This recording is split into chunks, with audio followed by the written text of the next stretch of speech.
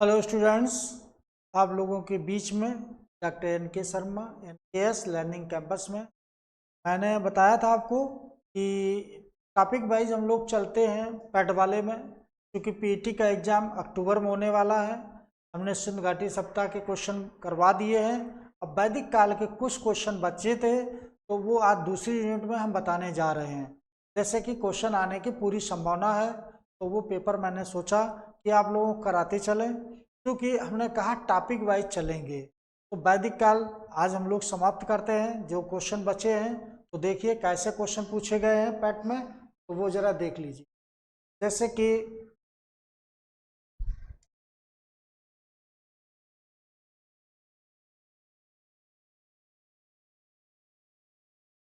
कि पहला क्वेश्चन है कि सर्वाधिक प्राचीन वेद कौन सा है। ये पैट में क्वेश्चन पूछा गया है।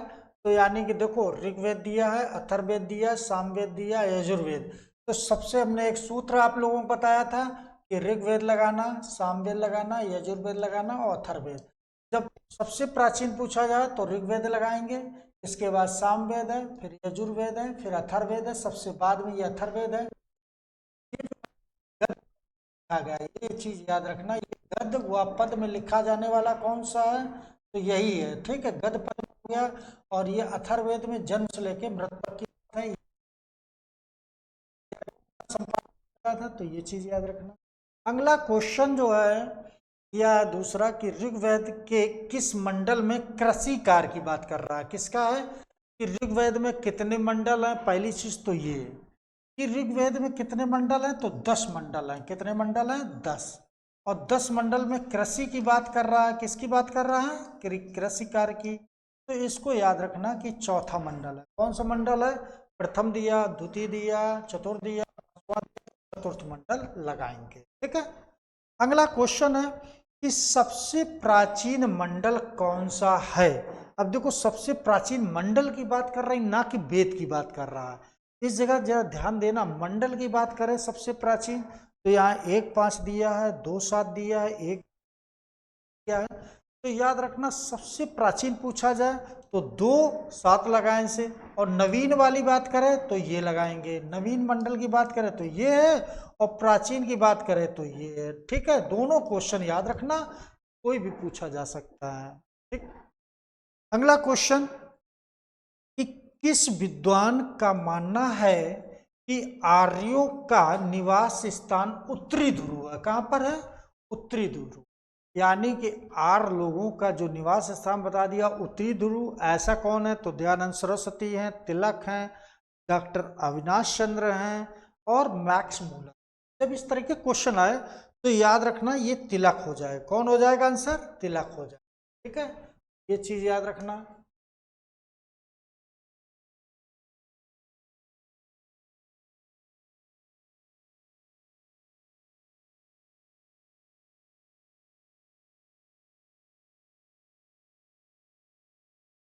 अगला क्वेश्चन देखो कि दशराग, कौन सा युद्ध? दशराग युद्ध का उल्लेख किस मंडल में है। एक दशराग युद्ध हुआ था आर और अनार्यों में। दशराग युद्ध किस नदी के तट पर हुआ? तो पसड़ी नदी के तट पर हुआ था, है ना। तो आर लोगों के जो राजा थे वो सुदास थे।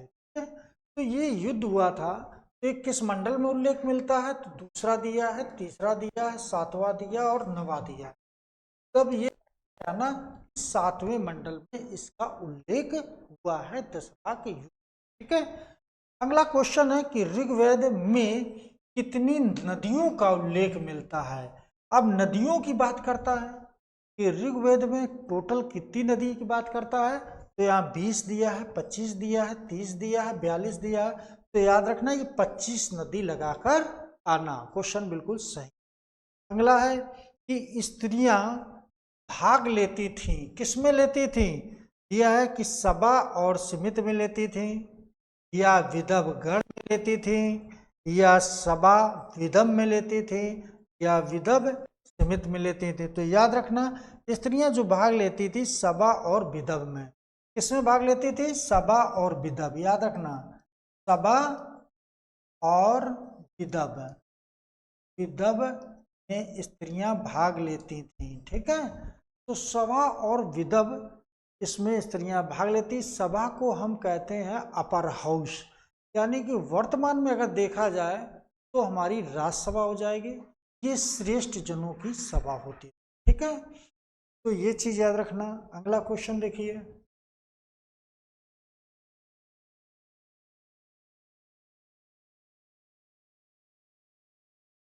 अगला क्वेश्चन कि बोगज कोई अभिलेख में किन देवताओं का उल्लेख मिलता है। अब यहाँ पर देखो, इंद्र है, मित्र है, वरुण है, नशत है।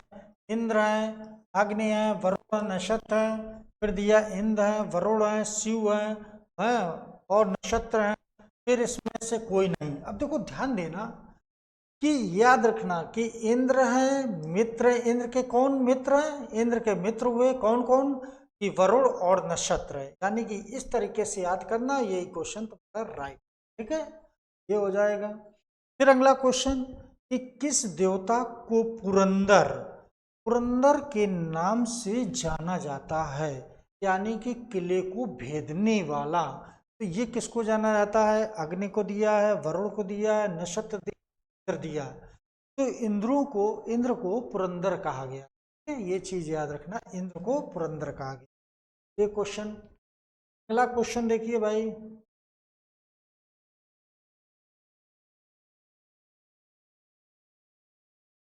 अब अगला क्वेश्चन है कि किस देवता को समुद्र समुद्र जल का देवता कहा जाता है? समुद्र और जल का देवता है, याद रखना, समुद्र और जल का देवता कहा जाता है।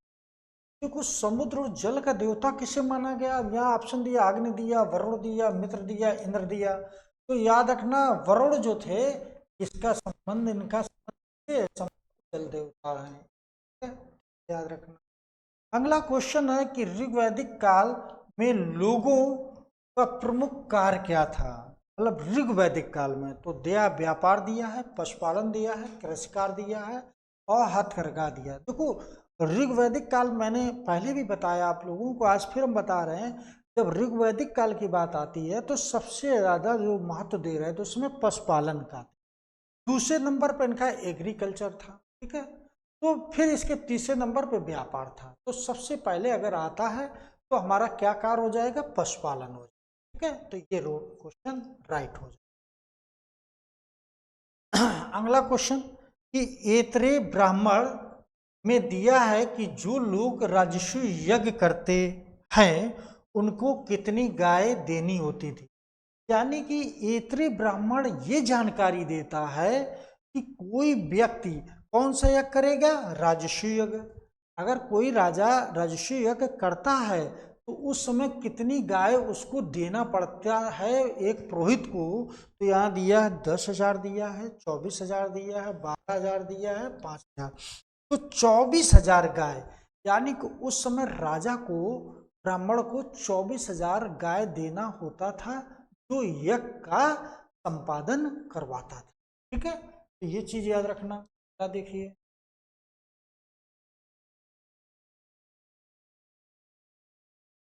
अब फिर अगला क्वेश्चन है कि ऐतरेय ब्राह्मण में उल्लेख मिलता है कि पूर्व दिशा के लोग मुखता होता था, क्या कहा जाता था?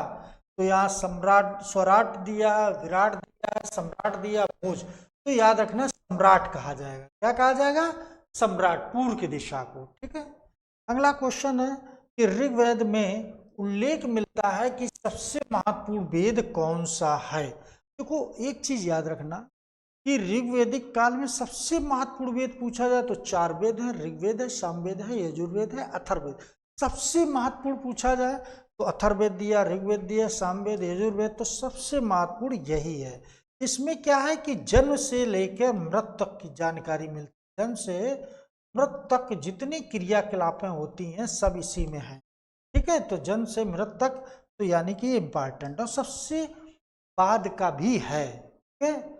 और इसका जो ब्राह्मण ग्रंथ है वो गोपथ है, ठीक है, ये याद रखना। अगला क्वेश्चन